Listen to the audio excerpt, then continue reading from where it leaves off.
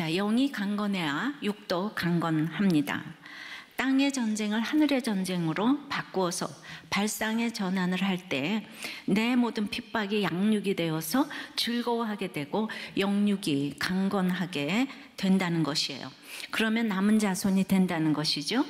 그래서 오늘 설교의 제목인 이 남은 자손에 대해서 살펴보겠습니다. 첫째로, 남은 자손은 하나님이 하나님 되게 하는 자들입니다. 17절 다시 읽습니다.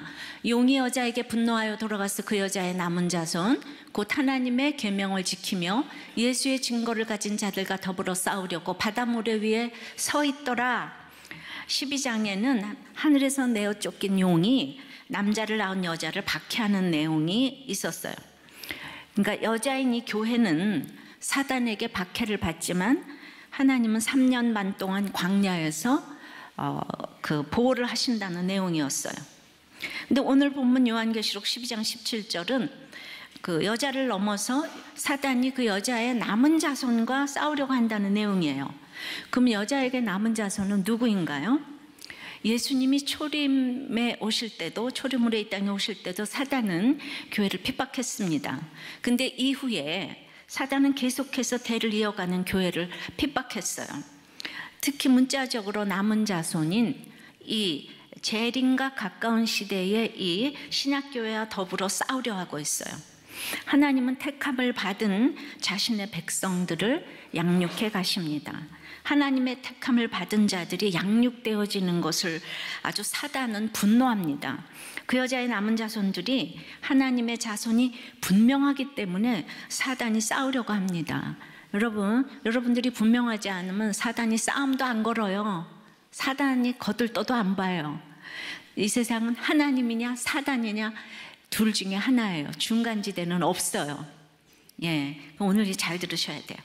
그러므로 성도는 대를 이어 사단과의 싸움이 있는 것이 당연합니다. 그러니까 왜 성도가 되어서 나만 겪는 고난이냐고 불평하지 마세요.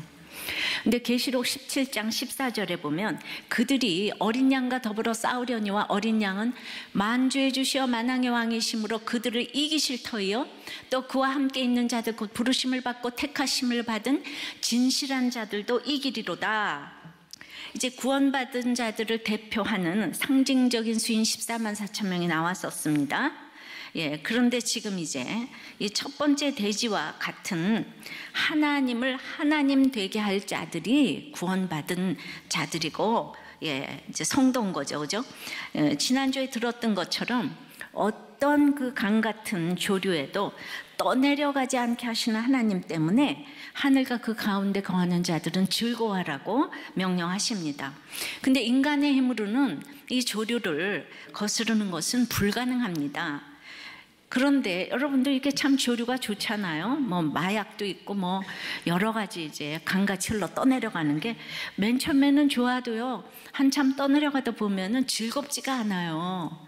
예, 뭐 다 즐겁지가 않아요. 뭐 자식 때문에 뭐 때문에 다 그냥 원하는 거 했어도 나중에 보면 즐겁지가 않아요. 이제 이번 주 이제 계시록 나눔에, 목장 나눔에 많은 그 조류들의 저기 떠밀려 간다고 했어요. 예, 조류가 뭐죠? 이즘이죠, 그죠? 예, 뭐 휴머니즘도 있고 다원주의도 있고 쾌락주의도 있고 각각의 떠밀려가는 조류들 때문에 힘들다고 했습니다. 그러니까 노도와 같은 도저히 거스를 수 없는 조류는 세대 간의 격차도 한 몫을 해요. 또 조류라고 하면 컴퓨터를 빼놓을 수가 없어요. 컴퓨터가 영혼을 가질 수가 있는가? 이런 것이 요즘에 화두가 될 만큼 컴퓨터가 만능이라고 생각되는 시대에 살고 있어요. 지금 누르면 모든 것이 나타나다 보니까 맞는 말처럼 느껴집니다. 책방을 가야 하고 이런 수고가 없어졌어요. 한 번만 클릭하면 모든 것이 나타나는 컴퓨터가 하나님이 됐어요.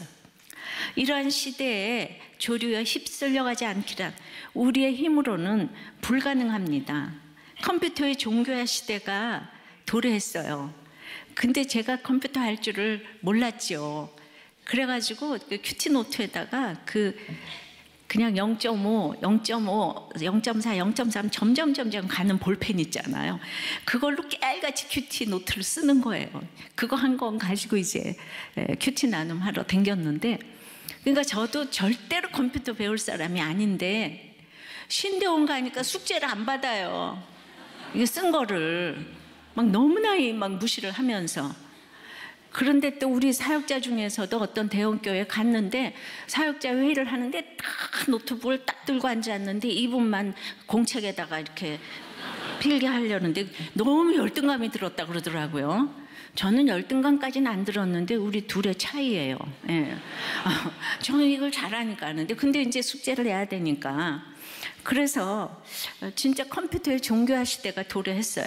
신앙의 자리에 가 있는 것처럼 이렇게 느껴집니다. 그러니까 선악과를 먹으면 네가 하나님같이 된다는 사탄의 말에 꼬여 인간은 선악과를 먹었어요. 그 결과 모든 것이 종교적인 우상으로 사람들에게 자리매김을 하게 된 것입니다. 과학의 종교와 경제의 종교와 물질 만능주의를 하나님 대신에 놓고 있어요. 이렇게 사단에 하나님처럼 될 수 있다는 꼬임에 넘어가는 사람들이 바로 모여 있는 것이 세상이에요. 예, 그러니까 세상과 사단을 분리하시면 안 돼요. 너희는 너희 아비 마귀에게서 났다고. 예수 안 믿으면 우린 다 마귀의 자녀들이에요. 이걸 잘 들으셔야 돼요. 그러나 가고 오는 세대에 깨어있는 자들이 있어요. 그 사람들이 바로 이 여자의 남은 자손이라는 거죠. 그러니까 돈이 만능이고 쾌락이 만능인 세상 가운데 하나님만이 하나님 되신다고 고백하는 자들이 여자의 남은 자손들이에요. 사람들에게 하나님을 하나님 되게 하는 자들이죠. 물론 하나님은 스스로 계시는 지존자이세요. I am who I am. 하나님은 보혜사 성령님을 그 여자의 남은 자손에게 보내주셔서 양육해 주십니다. 그리고 그 여자의 남은 자손을 통하여 영광을 받으십니다. 사단은 그 여자의 남은 자손들이 하나님을 하나님 되게 하는 삶, 즉 말씀대로 믿고 살고 누리는 삶, 돈과 쾌락의 세상 말을 듣지 않고 보혜사 성령님의 도우심으로 살아가는 삶으로 살아가는 것을 아주 꼴보기 싫어합니다. 그래서 용이 분노해요. 그래서 예수 잘 믿는 사람은요, 옆에 사람들이 점점 분노합니다. 정말 꼴보기 싫어합니다. 아주 이렇게 잘 지내는 것 같아도 점점 예수를 열심히 믿어가면은 둘이 물과 기름처럼 섞일 수가 없어요. 자, 12장에서 12절, 17절에서 용이 2번 분노하는 모습이 나옵니다. 이제 12절에서 땅으로 쫓겨난 것을 보고 이제 분노를 합니다. 그래서 13절서부터 이제 17절까지 우리가 지난주에 설교 한번 들었는데 다시 한번 쫙 읽어보겠습니다. 용이 자기가 땅으로 내어 쫓긴 것을 보고 남자를 낳은 여자를 박해하는지라. 예, 그 여자가 큰 독수리의 2날개를 받아 광야 자기 곳으로 날아가 거기서 그 뱀의 낯을 피하여 한 떼와 2떼와 반 떼를 양육받음에 여자의 뒤에서 뱀이 그 입으로 물을 강같이 토하여, 이게 조류라 그랬습니다. 이즘이라고 그랬어요. 여자를 물에 떠내려가게 하려 하되 땅이 여자를 도와 그 입을 벌려 용의 입에서 토한 강물을 삼키니 용이 여자에게 분노하여 돌아가서 그 여자의 남은 자손 곧 하나님의 계명을 지키며 예수의 증거를 가진 자들과 더불어 싸우려고 바닷모래 위에 섰더라. 27절에 사단이 강같이 토해내는 여러 조류가 실패로 끝나자 여자의 남은 자손 곧 하나님의 교회 공동체에 대해서 엄청난 적대적 감정을 이제 가지게 돼요. 그러니까 이 사단이 싫어하는 것이 공동체예요. 남은 자손, 이게 교회거든요. 그런데 그러니까 이렇게 교회 와서 나하고 하나님하고만 문제지 왜 뭘 가서 찌질한 걸 가서 사람들 앞에 나누어. 이게 사단의 속성인 거예요. 우리는 피로 값주고 사신 이 공동체, 하나님이 교회를 얼마나 귀하게 여기시는지 창세기부터 계시록까지 말씀을 하시는 거예요. 자, 17장 14절에서 그러나 아까 읽었잖아요. 그 말씀처럼 만주의 주 만왕의 왕 되신 어린 양 그리스도가 대신 싸워준다고 하세요. 그래서 우리는 강같이 토해낸 조류라도 휩쓸리지 않을 수가 있는 것입니다. 자, 신문에 어떤 청년이 인터뷰가 났어요. 김동식 군인데 초등학교만 졸업을 하고 10년 동안 이제 아연 주물 공장에서 단추와 지퍼를 찍어냈어요. 근데 집안도 어려웠지만 학교 가면 야단 맞고 자꾸 숙제 안 해온다 그러고 그래가지고 그냥 중학교 1학년 중퇴했어요. 그리고 이제 그 길로 공장에 갔어요. 아연 주물 공장. 거기가 얼마나 그 뭐 불로 뭘 다 녹여내고 뭐 이렇게 이제 금형 틀에 해서 단추랑 이런 거 다 찍어내니까 그냥 하루 종일 그 저기 불 가운데서 있어야 되는 기가 막힌 곳이잖아요. 그런데 글쎄 이 10년 동안 그렇게 학교 가기 싫다가 여기 10년 동안 한 번도 결석 안 했대요. 지금 20살이에요. 예. 그러니까 그러면서 이제 나머지 시간에 PC방에서 아르바이트를 하면서 이제 별 인간군상을 다 만난 거예요. 자기 아는 형이 그냥 2만 원만 꺼달라고 그래서 바빠가지고 자기 돼지 저금 통해서 꺼내가라고 그랬더니 글쎄 거기 30만 원이 있었는데 그걸 다 들고 날랐대요. 예.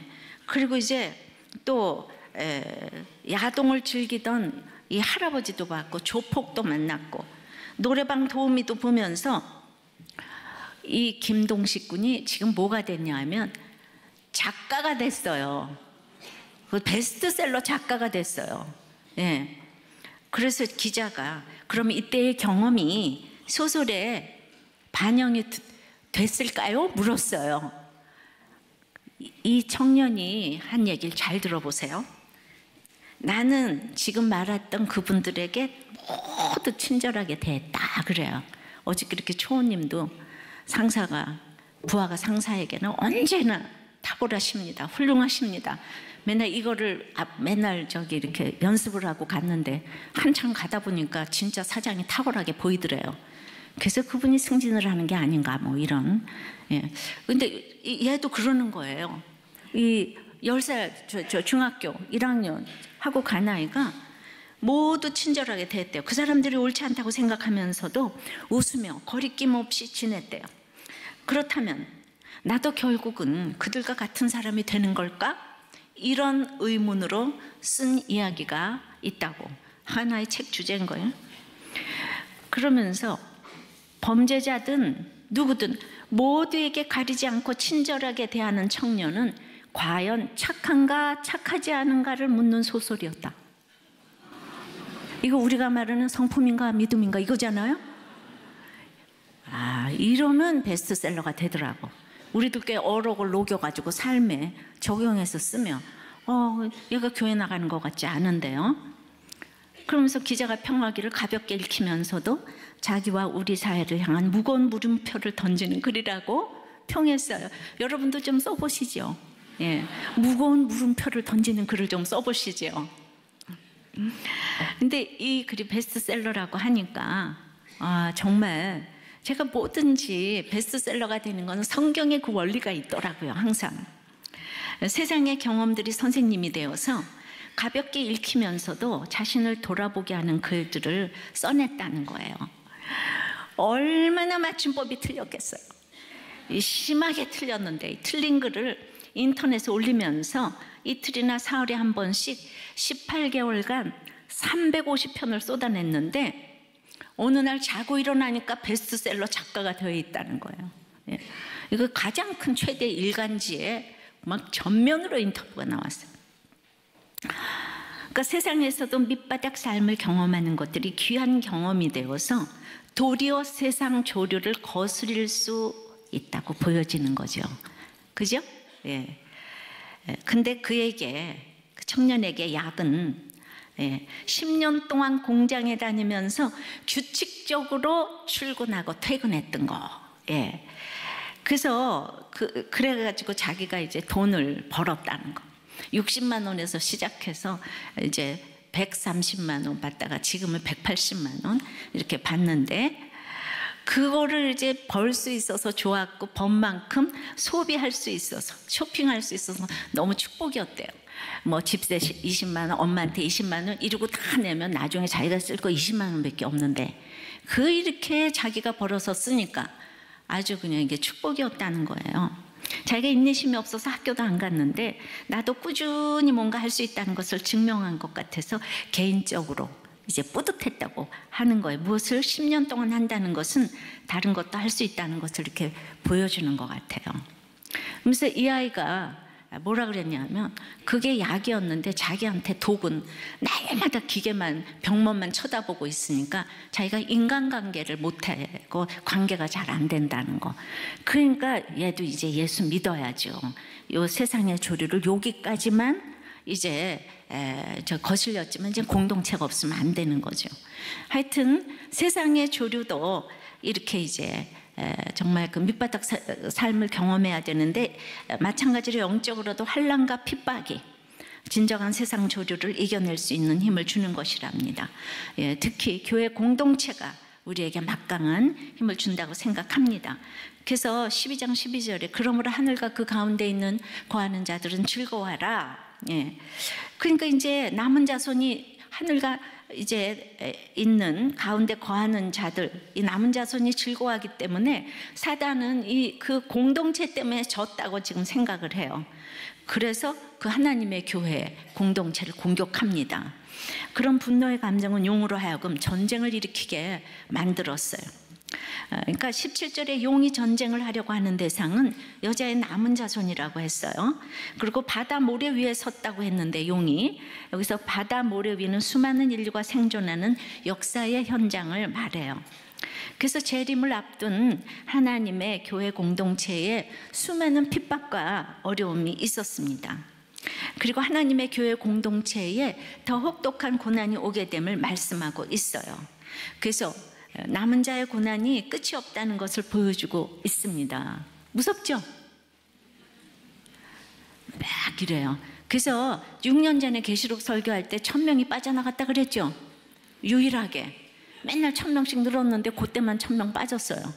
근데 이번에 계시록 할 때는 작년에는 10%가 증가하더니 올해 들어서는 이제 지겨운지 정체 현상이 일어나고 있어요. 계시록을 빨리 끝내려는 이제 사인이 아닌가 싶지만 이럴 때일수록 그냥 숫자에 상관이 없기 때문에 지겹게실이 계시록을 끝내기를 기도하고 있어요. 그러면 누가 이깁니까? 여기서 이제 어린 양과 더불어 지금 누가 이기냐, 그냥 아까 17장 14절에 어린 양과 더불어 싸우는 부르심을 받고 택하심을 받은 진실한 자들이 이긴다 그랬죠. 아까 14절에. 다 같이요. 부르심을 받고 택하심을 받은 진실한 자들이 이긴다 그랬어요. 그래서 이 세상의 기쁨이 부르심 받고 택하심 받은 진실한 자들인 것. 여러분, 이거보다 더 큰 기쁨은 없는 거예요. 그러면 어떤 사단 용도 다 이길 수가 있어요. 적용해 보십시오. 여러분의 기쁨은 무엇입니까? 부르심 받고 하나님께 부르심 받고 택하심 받고 진실한 자로 기뻐하십니까? 두 번째는 그럼 남은 자에게는 그러므로 남은 고난이 있습니다. 이 땅이 사단의 세계이기 때문에 끝이 없는 고난이 찾아옵니다. 하나님이 이 땅의 수고를 그치라 하셔야 끝이 납니다. 그 본을 예수님께서 미리 보여주셨어요. 이 땅에 오셔서 수치와 조롱을 다 당하시고 1000번의 고통인 십자가를 지심으로 모든 죄를 감당하시고 돌아가셨다가 3일 만에 부활하셨어요.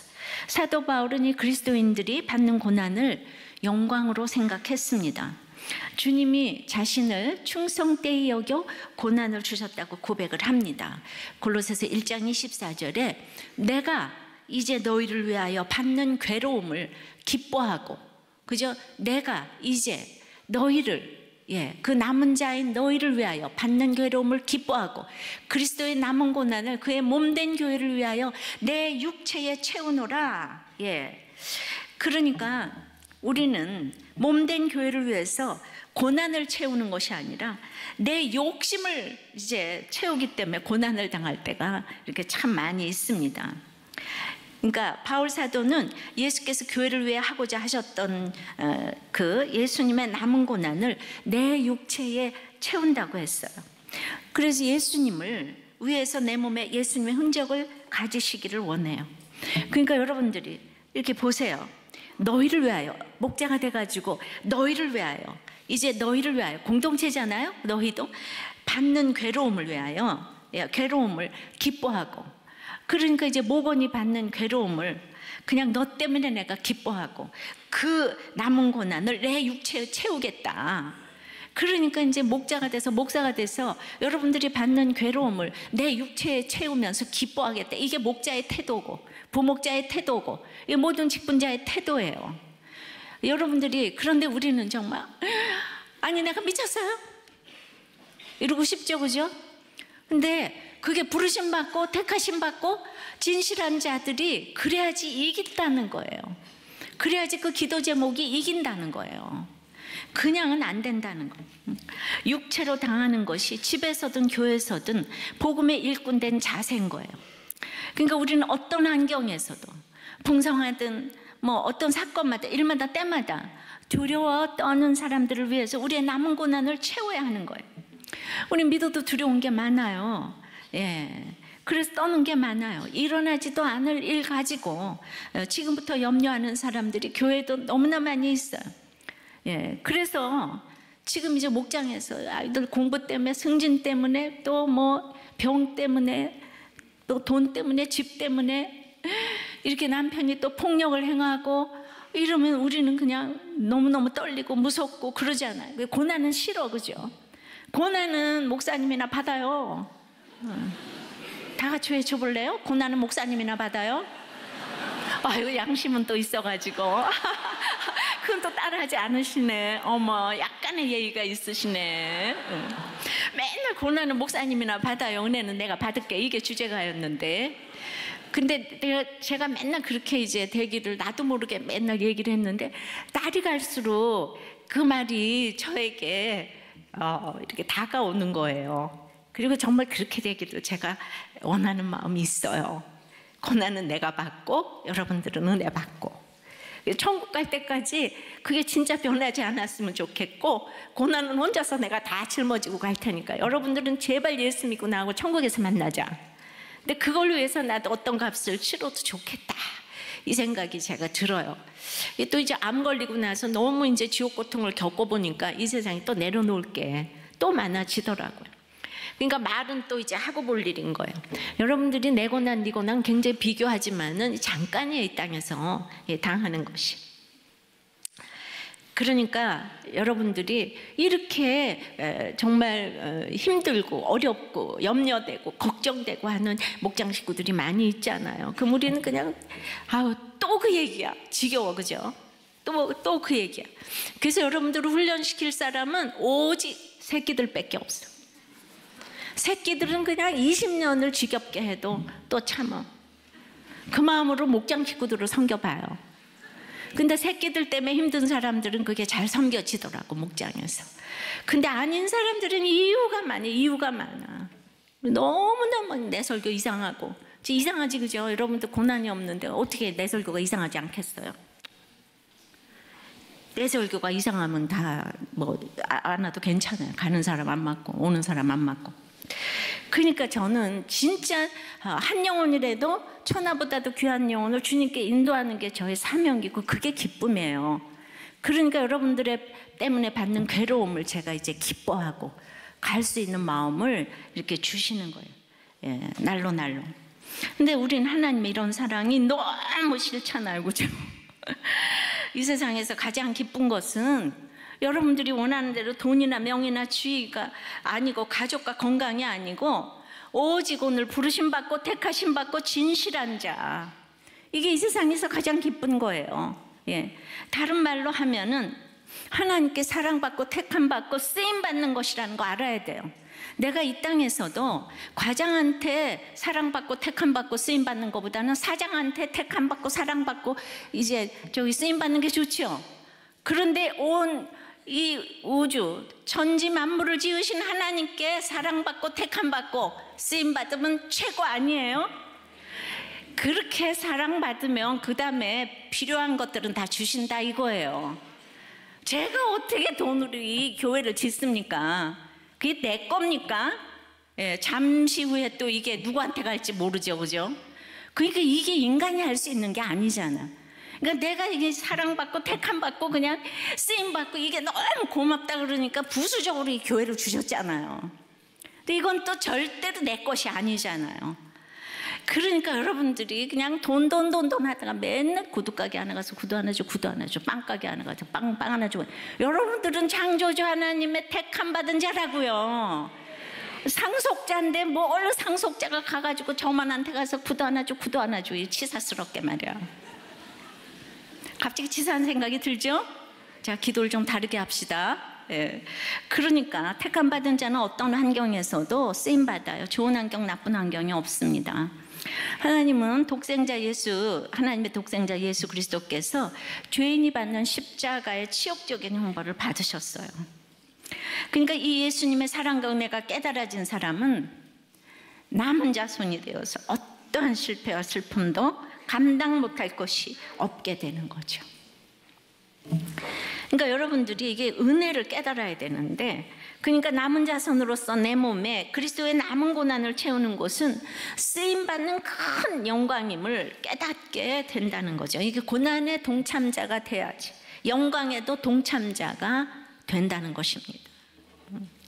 그러니까 우리가 이 세상에 존재하는 이유는 그리스도 때문이지 나의 유익 때문이 아닙니다. 그래서 어떤 멸시와 고통과 손해와 음모와 모략에도 우리가 감당할 수 있는 거예요. 적용해 보세요. 내가 다른 사람 때문에, 상관도 없는 다른 사람 때문에, 내가 모험 때문에, 목장 식구 때문에 받는 괴로움을 그 사람을 위하여 기뻐합니까? 기뻐합니까? 알다가도 모를 소리를 지금. 그래서 그리스도의 남은 고난을 그의 몸된 교회를 위하여 내 육체에 채운 것이 무엇이 있습니까? 구체적으로 인내입니까? 절제입니까? 용서입니까? 사과입니까? 구체적으로 나눠보십시오. 그러면 이 남은 고난을 어떻게 이길 수가 있을까요? 셋째는 하나님의 계명과 예수의 증거로 남은 고난을 이겨야 합니다. 다시 17절입니다. 용이 여자에게 분노하여 들어가서 그 여자의 남은 자손 곧 하나님의 계명을 지키며 예수의 증거를 가진 자들로 더불어 싸우려고 바다 모래 위에 섰더라. 11절에도 또 우리 형제들이 어린 양의 피와 자기들이 증언하는 말씀으로서 그를 이겼으니 그들은 죽기까지 자기들의 생명을 아끼지 아니하였도다.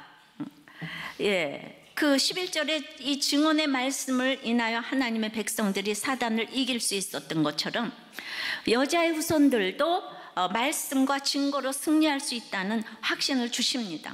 그러니까 여자의 자손들이 이기려면 이 계명, 하나님의 말씀을 지키고 이 증거가 있어야 되는 거예요.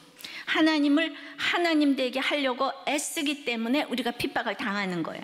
이 사실은 우리에게 중요한 진리를 가르쳐주고 있습니다. 바로 교회가 성도들에게 바르게 말씀을 지키게 하는 것이 중요한 사명이라는 것입니다. 그래서 목회자에게 설교는 너무 중요합니다. 설교 준비, 설교 사역만큼 큰 비중을 차지하는 것은 결코 없습니다. 그런데 설교의 중심은 그리스도를 선포하는 것이에요. 이단도 다 그리스도를 선포해요. 다 말씀을 해요. 근데 거기 십자가가 빠졌어요. 자기가 죽어지고 썩어지고 미랄이 되는 게 없는 거예요. 이게 전부 다 정말 누군가가 주인이 돼서, 예를 들어서 제가 지금 이 사명이 없다면 이 교회가 내 거다 그러고 얼마나 권세를 부리고 이러겠습니까? 정말 그래서 이단이 이게 무서운 거고, 교회도 정말 이 매력적인 곳이잖아요. 이 정말 얼마나 이 복음이라는 게 최고의 정말 가치 있는 것이기 때문에. 그러니까 호시탐탐 이 사명 때문에 걸어가지 않으면 이렇게 무너지는 거예요. 그래서 십자가의 복음, 하나님의 계명, 구속의 복음, 이걸 담아 바르게 선포하는 것이 너무나 중요합니다. 그래가지고 이제 하나님은 계속 그 계시록 1장 9절서부터 쭉 보면은 거기도 계시록 1장 9절에 나 요한은 너의 형제 예수의 환난과 나라와 참음에 동참하는 자라 하나님의 말씀과 예수의 증거를 인하여 반모라 하는 섬에 있었더니 1장 9절요. 좀 띄워주시죠. 중간에 다 띄었습니다. 그러니까 여기도 하나님의 말씀과 예수의 증거를 인하여 반모라는 섬에 있었대잖아요. 그죠?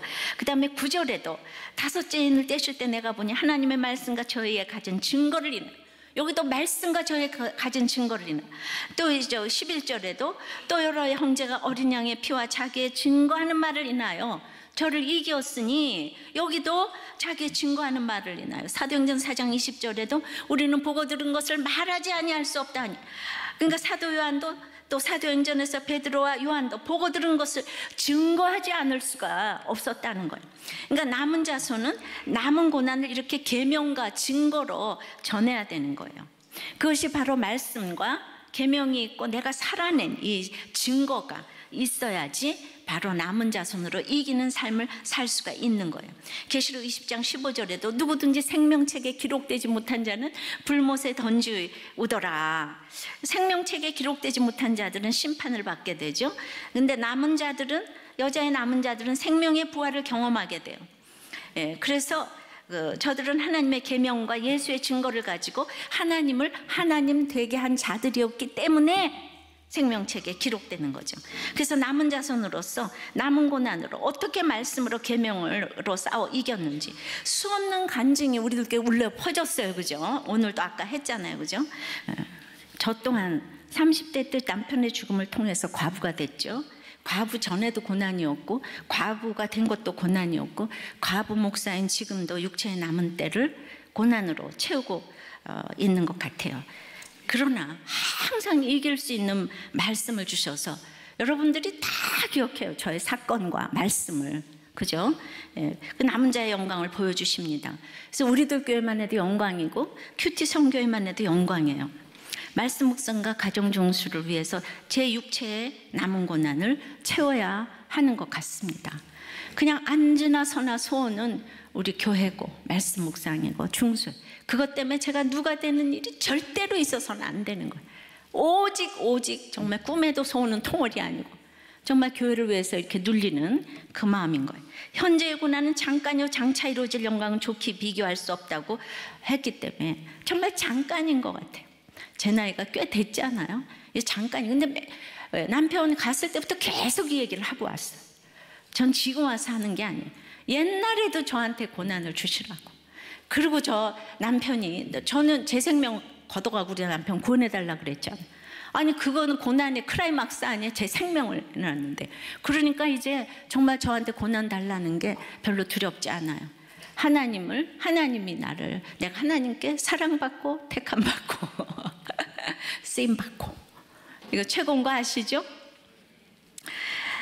그래서 정말 저는 다시 오늘 반복하는 거예요. 내 사모하는 주님께 사랑받고 택함받고 쓰임받고 가기 때문에 나는 부족하나 영접하실 이는 주님이신 것을 믿습니다. 날이 갈수록 주님에 대한 사랑이 제가 이렇게 진해져 가니까 우리들 교회는 되는 교회 같아요. 저는 우리들 교회 남은 자는 다음 세대와 청년들이라고 생각해요. 그래서 청년들이 남은 자손이 되어서 이 부르심 받고 사랑받고 택함받고 쓰임받는 이 사명을 감당하기를 원합니다. 우리들은 지는 해이고 청년들은 떠오르는 해입니다. 우리들 교회의 주인입니다. 근데 청년들이 모르는 것 같아도 제가 14년 목회를 하고 나서 보니까 청년들이 이 할머니 목사가 설교를 하는데 왜 오겠어요? 그죠? 요새 청년이 다 없어져가는 시대에 살고 있는데 교회 이 청년들이 차별을 싫어해요. 또 재정도 투명해야 돼. 무조건 복 받는다는 얘기도 그 별로 안 좋아해요. 돈 있고 스펙 있다고 직분 주는 거 아주 싫어해요. 무조건 위로만 한다고 좋아하지도 않아요. 근데 지나고 보니까 청년들이 고정관념을 다 깨트리고 우리들 교회를 와준 것은 하나님이 살아계시다는 증거예요. 여기에는 교권도 교단도 힘을 쓰지 못했어요. 이런 우리들 교회가 명맥을 유지하려면 제대로 된 양질의 건강한 구속사적인 말씀 공부와 묵상이 절대로 필요해요. 근데 오직 말씀 하나 제대로 차례대로 읽혔더니 청년들이 몰려왔어요. 아무 프로그램도 없는 우리들 교회에. 우리들 교회가 지금 많이 모이지만 거의 반수에 가까운 성도 수가 지금 다음 세대와 청년이에요, 그죠? 청년이 2,000명이 왔어요.